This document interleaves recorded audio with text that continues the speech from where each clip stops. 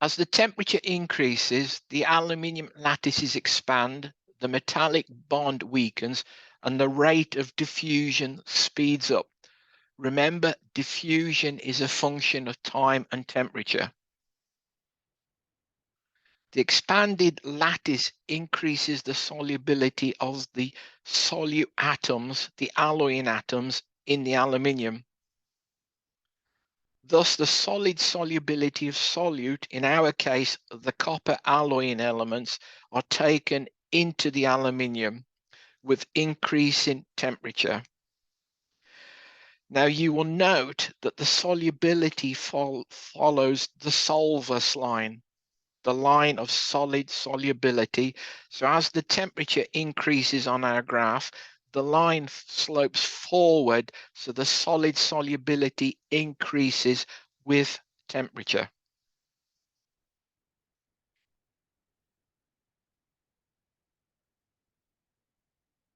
Now, heat treatable alloys, the 2000, the 6000 and 7000 series, have limited or no solute alloying element solid solubility at ambient temperature.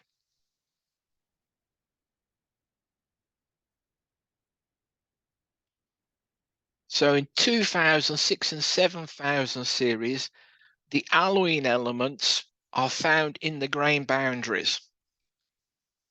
In our example, the aluminium grains have minimal solid solubility of copper. That means the aluminium grains cannot accept copper, so they eject it into the grain boundaries during the solidification process.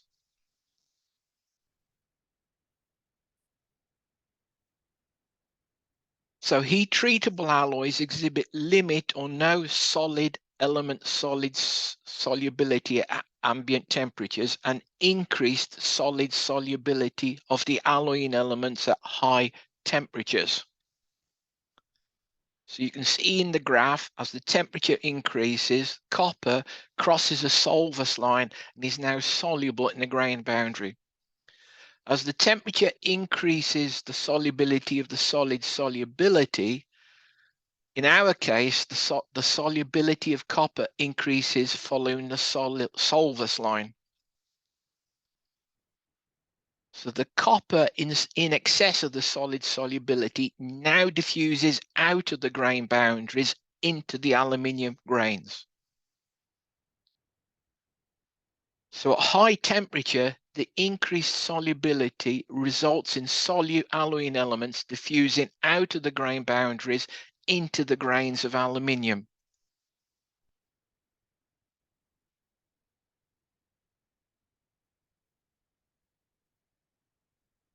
The first stage of heat treatment is to solution treat. That is to heat aluminium up towards but well below the melting temperature and hold on temperature, increasing the solid solubility of aluminium.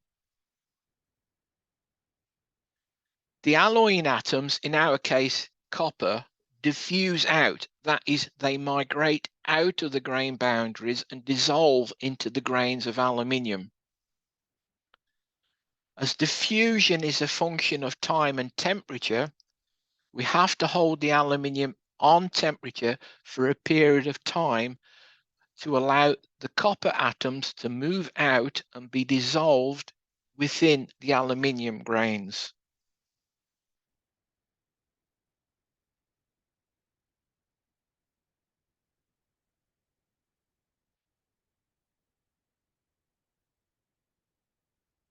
So during solution treated at the elevated temperatures, the solute alloying atoms are taken into solid solubility within the aluminium grains because of the increased solubility. The solute atoms in our example, copper, diffuse out of the grain boundaries into the aluminium grains.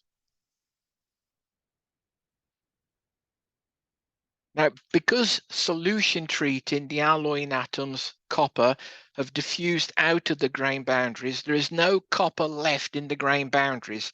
So you can see now that the grain boundaries are completely denuded of copper. It is now all within the aluminium grains.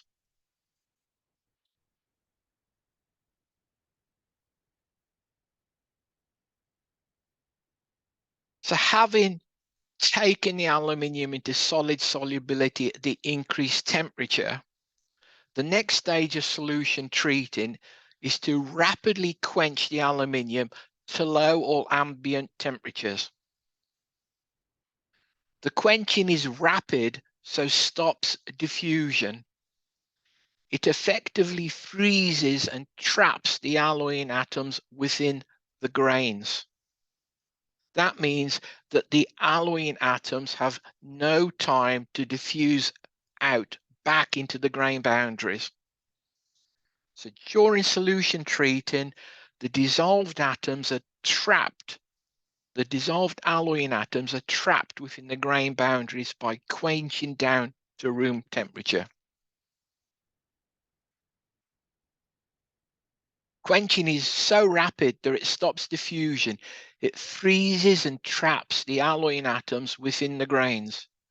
This means that the excess alloying elements cannot diffuse back into the grain boundaries.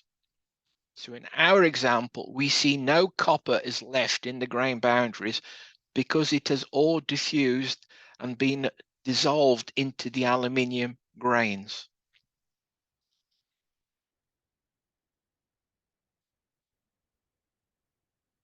The quenching medium depends on the alloy and can be water in high strength alloys, typically polymer quenchant for aerospace, and can even be air blast for soft alloys. So quenching can be carried out by spray or immersion in tanks.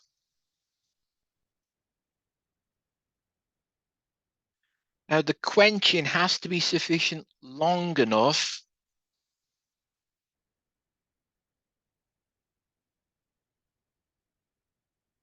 it has to be sufficiently a long enough time period to extract all the heat out of the aluminium and to ensure that all of the aluminium is at ambient temperature. The time is particularly important in heavy sections where the surface can be at ambient temperature and the core might still be at solution temperatures.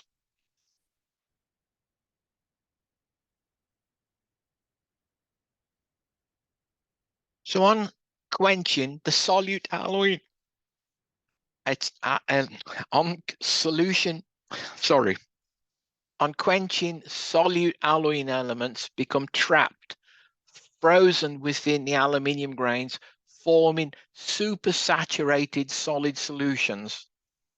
They are supersaturated because the amount of solute alloying elements exceeds the amount of solute atoms that can be held at room temperature within the grain boundaries.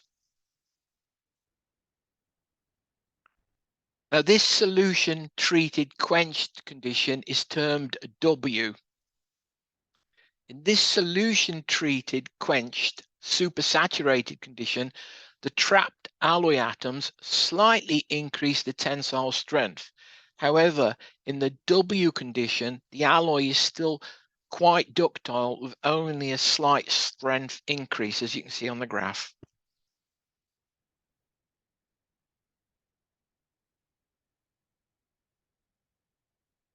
Now, the supersaturated solutions are unstable. This is not the natural state of the alloying atoms within these lattices. So through a process of diffusion within the grains, the trapped excess solute atoms combine with aluminium atoms within the grains to form intermetallic clusters. So within the grains, the alloying atoms, copper or zinc, cluster together with aluminium atoms within the grains to form intermetallics. In the 2000 series, one aluminium atom forms metallic bonds with two copper alloying atoms, and this intermetallic cluster behaves as a mass within the atomic lattice, within the grains.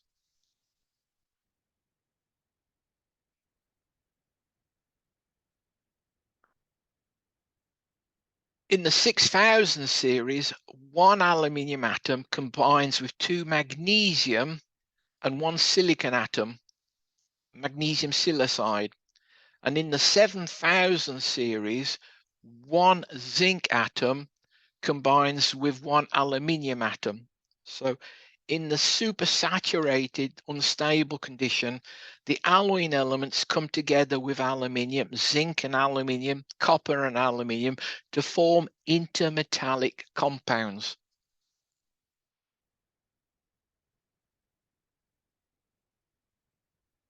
Now, the intermetallic compounds, the particles, comprise of several atoms preferentially bonded together, so are larger than the parent lattice, so they distort it. Now, through the process of diffusion, these intermetallics form throughout all of the aluminium grains, and they distribute themselves evenly throughout the grains. The intermetallics, because they distribute themselves throughout the aluminium grains, are said to precipitate, that is, to be deposited from the solid solution within the grains.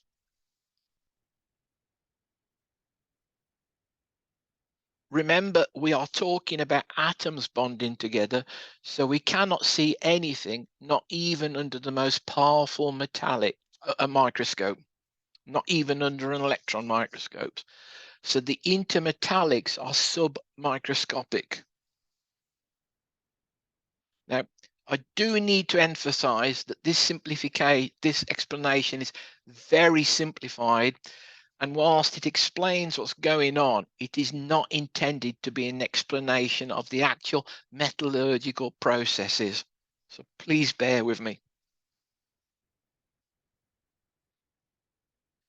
Now, because two or more atoms have come together within the grains, the intermetallic precipitates distort the aluminium lattice.